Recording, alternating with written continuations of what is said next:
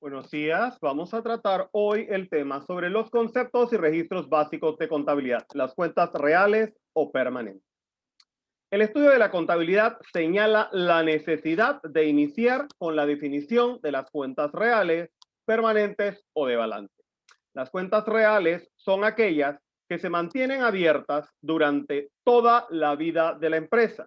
Estas cuentas solo cierran cuando la empresa decide cerrar sus puertas para siempre. Las cuentas reales o de balance muestran la situación financiera de la empresa, son las cuentas que conforman la ecuación fundamental de contabilidad, es decir, las cuentas de activo, pasivo y capital o patrimonio. Los activos. Los activos son bienes, derechos y otros recursos controlados económicamente por la empresa, resultantes de sucesos pasados de los que se espera que la empresa obtenga beneficios o rendimientos económicos en el futuro. Este concepto, un tanto técnico, se basa en las normas internacionales de información financiera, que son los estándares internacionales para la contabilidad en los distintos países y que surgen por la necesidad de que la información de las empresas en todas partes se pueda comparar. Lo que básicamente significa esto es que los activos son bienes que posee una persona o empresa que compró con dinero o con algún tipo de crédito o préstamo y que le servirán para hacer algún tipo de negocio para ganar dinero.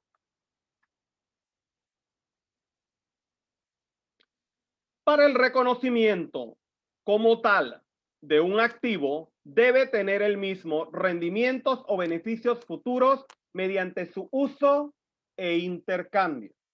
El valor de uso hace referencia a la capacidad que tiene un recurso para ser utilizado de forma eficiente en el proceso productivo, bien incorporándose en la elaboración de los productos, bien cuando soporte, como soporte de estos, perdón. Es decir, un bien o un valor de uso es que nosotros podamos utilizar ese activo para hacer algo, para transformar una mercancía que compramos y que la transformamos en otra. El valor de intercambio, por su parte, implica que un activo puede ser vendido, cambiado por otro activo o utilizado para satisfacer obligaciones pendientes. Un activo puede tener valor tanto de uso como de intercambio. Entonces, los activos pueden definirse en términos muy sencillos como un recurso económico que pertenece a una entidad o empresa, la cual, para utilizarlos para obtener beneficios económicos en un futuro inmediato, o como medio para desarrollar sus actividades. Esta última definición puede utilizarse cuando se trata de organizaciones sin fines de lucro, es decir, organizaciones que no tienen por propósito ganar dinero, sino utilizar recursos que han recopilado para poder hacer obras sociales, que es su fin. Entre los activos tenemos el efectivo. El activo o este activo se divide en el dinero que tenemos en la caja de la empresa y aquel que se tiene depositado en banco. Como sabemos, hoy en día la gente no solamente utiliza el dinero que tiene reservado en sus cajas, sino que también tiene cuentas bancarias para poder hacer transferencias o para poder hacer pagos a través de cheques. Igualmente son activos los materiales empleados en la oficina, las mercancías que compramos para vender, los automóviles y demás vehículos rodantes, el mobiliario que incluye los escritorios, las sillas, los archivadores y aquellos que posea la empresa alrededor de otras partes. ¿Ok? También son activos los equipos de la oficina, las máquinas, las computadoras, el teléfono, las copiadoras, las máquinas de la fábrica, las cuentas por cobrar, que son las deudas que nuestros clientes tienen con nuestra empresa. Resulta importante luego de explicar lo que son los activos y dar algunos ejemplos que clasifiquemos los mismos, para lo cual presentamos el siguiente esquema. En este esquema nosotros vemos que los activos se clasifican en tres grandes grupos. Los activos corrientes, perdón, que son los que corresponden al efectivo o que se convertirán en efectivo en un lapso mayor, no mayor de un año. En este renglón incluimos el efectivo en caja y banco, las cuentas por cobrar y el inventario. ¿Por qué decimos que son efectivos o se convierten en efectivos? Son efectivos porque es dinero que tenemos en la caja o tenemos en el banco. Se convierten en efectivo porque sería la mercancía que tenemos y que vamos a vender o las cuentas que tenemos por cobrarle a nuestros clientes y que en un momento dado ellos van a transformar en efectivo pagándola. Los activos fijos o inmovilizados se subdividen en dos grupos, la propiedad, planta y equipo y el activo fijo intangible. En el caso del inmovilizado o activo fijo, es necesario que manejemos los conceptos de depreciación y amortización, que involucran el desgaste o pérdida del valor de este tipo de activos. Cuando hablamos de pérdida o desgaste, estamos hablando de un concepto contable, porque quizás un activo demore 30 años y todavía siga usándose con igual capacidad. Sin embargo, contablemente, ese activo tiene una vida útil de no más de 10 años. ¿Por qué? Porque nosotros debemos hacer una reserva en esos 10 años, cargando a nuestros impuestos el gasto de esa depreciación para poder recuperar la inversión y nuevamente comprar otro activo si el bien en el término de los 10 años deja de ser útil. En algunos casos, por supuesto, el bien sigue siendo útil y lo seguimos usando, pero ya sin un valor en los libros. En el caso del intangible, pues se trata de activos que no podemos ver, no podemos tocar, pero que nos sirven para generar ingresos. Es el caso de la franquicia como el McDonald's, como el KFC, en donde la persona lo que compra es el derecho de uso del nombre y la marca, al igual que toda la estructura de presentación, recetas y demás, pero le paga al dueño de la franquicia a nivel internacional por el derecho de poder usar su nombre comercial. Entre los otros activos tenemos los gastos prepagados, como son los seguros, los impuestos, los materiales. ¿Por qué se le llama gastos prepagados? Porque es algo que se va a gastar y que estamos anticipadamente pagando, pero que en un momento dado nosotros no podemos transformar esto en dinero. Y como no lo podemos transformar en dinero, no lo podemos clasificar como un activo corriente. De igual forma, podemos incluir las inversiones en valores negociables, las cuentas por cobrar, a otras personas como los socios que no son corrientes, porque un socio no se le puede exigir que pague de la misma manera que se le exige a un cliente. Entre otros son esos, ¿ok? Entonces,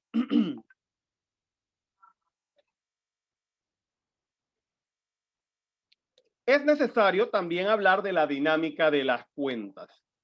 En este sentido, se puede decir que la dinámica de las cuentas es el movimiento de aumentos o disminuciones que sufre la cuenta como resultado de las transacciones que desarrolla la empresa. Para las cuentas de activos será aumento cada vez que se registre por el lado izquierdo y disminución cada vez que se registre por el lado derecho. Veamos aquí, los activos tienen sus aumentos en el lado izquierdo llamado débito y sus disminuciones en el lado derecho llamado crédito.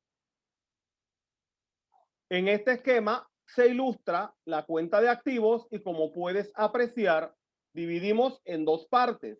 Y ya dijimos, el lado izquierdo es el lado débito y el lado derecho es el lado crédito. Los pasivos. Pasemos ahora a ver lo que corresponde a este renglón denominado pasivo.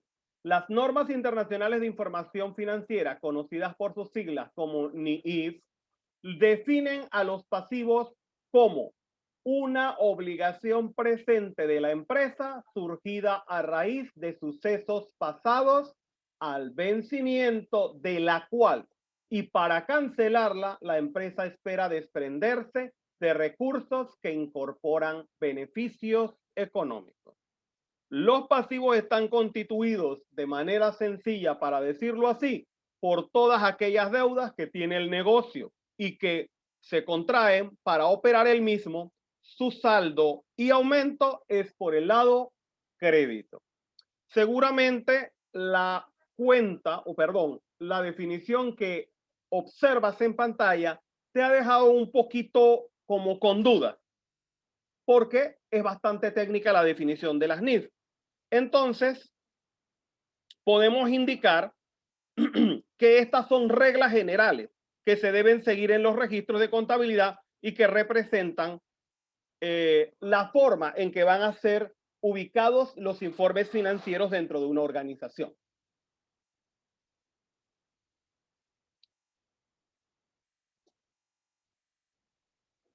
Bien, todos los negocios tienen obligaciones, incluso las compañías más grandes y exitosas compran con frecuencia mercancías, suministros y servicios a crédito.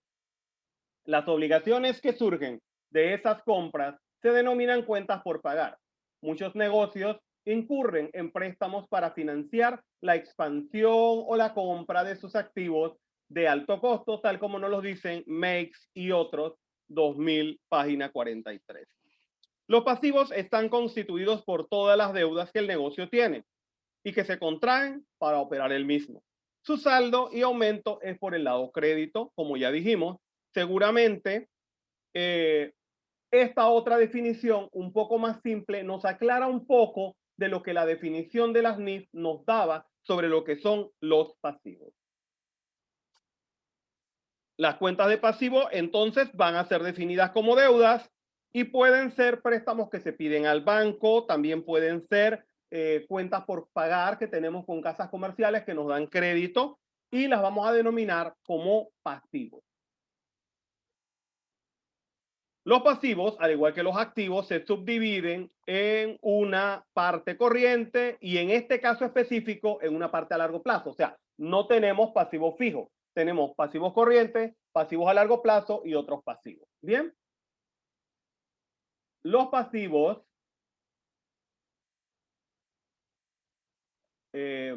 corrientes están constituidos por todas las obligaciones que la empresa deberá cancelar en un lapso no mayor de un año. Tenemos como ejemplos las cuentas por pagar a los proveedores, las cuentas por pagar al gobierno, Tesoro Nacional, impuestos, las prestaciones sociales a pagar que se le deben a la Caja de Seguro Social, entre las más comunes. El pasivo a largo plazo son las deudas que tiene el negocio cuyo vencimiento es superior a un año. Entre estos, los más comunes son las hipotecas, los préstamos a más de 12 meses, los documentos por pagar con vencimiento mayor de un año, los bonos emitidos por la empresa y otros títulos de deuda que la empresa usa para financiarse. Entre los otros pasivos, agrupamos aquellas acreencias que tenga la empresa y que no apliquen para la clasificación como pasivo corriente o largo plazo.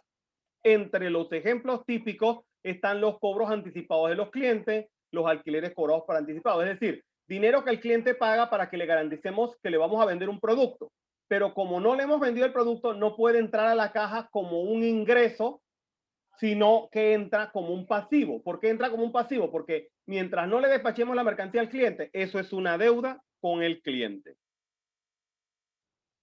Como puedes apreciar en el esquema, los pasivos tienen una división en 3 secciones específicas, que es la que nosotros vamos a ver en el balance general. Ahora vamos a ver el tema del capital o el patrimonio. Aquí vemos el esquema del pasivo, en el cual está el lado crédito, que es el lado normal de balance, y el lado débito, que es el lado normal de disminución. Ahora el capital. Bien, el capital se define contablemente como el pasivo de la empresa con su dueño, debido a que el mismo se ubica en la parte de las deudas del negocio. ¿Por qué se dice que es el pasivo de la empresa con su dueño? Porque el dueño técnicamente le presta a la empresa para que la empresa funcione. La empresa es un ente separado del propietario. Por lo tanto, el dueño es un acreedor. Claro, es el último acreedor que cobra, pero contablemente se define entonces de esta manera. Cuando las empresas tienen bienes, que son los activos, como acabamos de ver en las explicaciones previas, y posiblemente también tienen deudas como los pasivos, ¿no? Cuando se hace la diferencia, o sea, la resta entre esas deudas que tiene la empresa versus todas las propiedades, todos los recursos que posee, entonces obtenemos la parte del capital que sería entonces la deuda del negocio con su dueño. Cuando el negocio empieza sus operaciones, el patrimonio es igual al capital inicial aportado. Es decir, la primera aportación que dio el dueño es lo que va a aparecer como capital. Si el negocio se encuentra en marcha, el patrimonio es igual al capital inicial más las utilidades. O sea, ya tuvimos un primer año, tuvimos utilidades. Si lo que tuvimos fue pérdida, bueno, el capital va bajando. Pero como la idea es obtener utilidades, el capital irá aumentando. El capital de una empresa tiene ciertas diferencias según se trate de una persona natural o de una persona jurídica. Una persona natural somos nosotros, personas físicas. Una persona jurídica es una sociedad anónima. En primer lugar, una persona natural es cualquier individuo, mientras que la persona jurídica, como ya dijimos, es una empresa en específico, ¿ok? La representación de la cuenta de capital en las personas naturales está dada de la siguiente forma. Capital aumenta por el lado crédito como saldo o balance y disminuye por el lado débito. Y funciona igual que la cuenta del pasivo. En las empresas de persona natural también se suele utilizar una cuenta para registrar las cantidades de dinero o mercancía que el dueño se lleva de la empresa para su uso. Porque como el señor no tiene un salario específico en la empresa, entonces él necesita sacar dinero o sacar mercancía según el tipo de negocio que se trate para su subsistencia. Entonces se utiliza una cuenta denominada retiro que va a tener un saldo o balance débito porque es una rebaja del capital. Por eso aumenta por el débito. Y va a tener una disminución por el lado crédito, que se va a dar al final del año cuando cerramos libros y transferimos el total de retiros al capital para saber cuánto quedó y limpiamos esta cuenta para que inicie el año siguiente. En las empresas de persona jurídica, la cuenta de capital tiene como componentes el capital en acciones, que tiene un saldo o balance de crédito, y las utilidades retenidas, que también tiene un saldo o balance de crédito. Vale aclarar que en el caso de las personas jurídicas, cuando hay pérdidas, va a aparecer un saldo contrario, es decir, va a aparecer un saldo débito como indicativo de lo que está pasando es una disminución directa del capital a través de la utilidad retenida, porque en el caso de estas empresas no se rebaja directo del capital en acciones.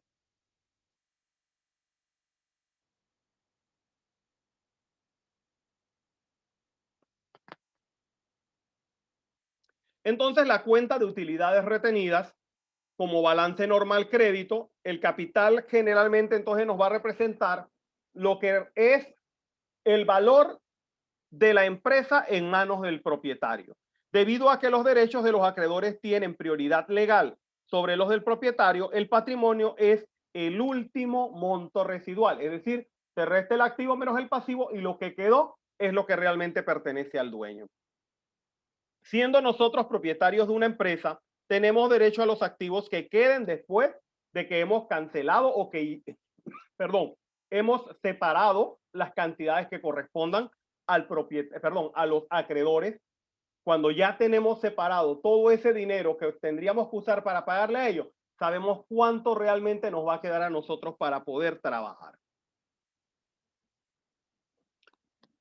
Puede incluirse entonces, o puede concluirse entonces que el capital del dueño es aquella parte de que éste ha invertido en el negocio. Vamos a ver un ejemplo.